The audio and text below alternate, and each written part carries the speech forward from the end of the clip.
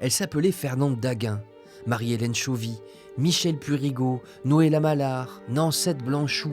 Chacune à leur manière, ces femmes ont été des héroïnes de la Seconde Guerre mondiale. Il est là ton papa ? À n'importe quel enfant, cette question pourrait paraître banale. Elle marque pour moi la fin de mon enfance. Je n'ai pas encore 7 ans. Nous sommes le 24 septembre 1943.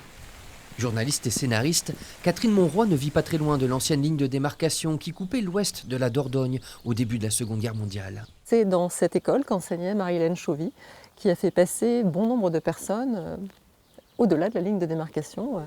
Il y a bien une plaque sur la façade du bâtiment, mais on n'y lit pas le nom de cette institutrice qui a pourtant sauvé plusieurs vies. Non, elle n'a pas eu de médaille pour ça, non. Et puis, c'est quelque chose qu'à l'époque, les femmes ne clamaient pas qu'elles avaient fait quelque chose pour la résistance. C'était comme ça. Portée par un mouvement de réappropriation de l'histoire par les femmes, Catherine Monroy a écrit plusieurs portraits de ces résistantes périgourdines afin d'en tirer un spectacle et un livre.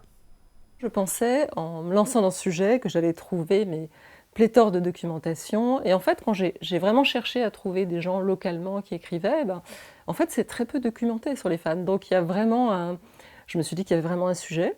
On a reconnu qu'elles avaient été victimes et on a besoin maintenant de reconnaître qu'elles ont été héroïques. L'autrice nous fait ainsi redécouvrir Michel Purigot, connue comme la femme de Roger Hanoux, un grand résistant périgourdin. Elle s'est elle-même distinguée avant de le rencontrer, à la force de ses mollets. Elle a pour recruter les gens que son petit vélo, mais elle a un petit air de jeune fille paysanne sur lequel elle joue beaucoup. Personne ne l'arrête jamais. Elle aura eu de la chance, échappa aux Allemands et à la déportation.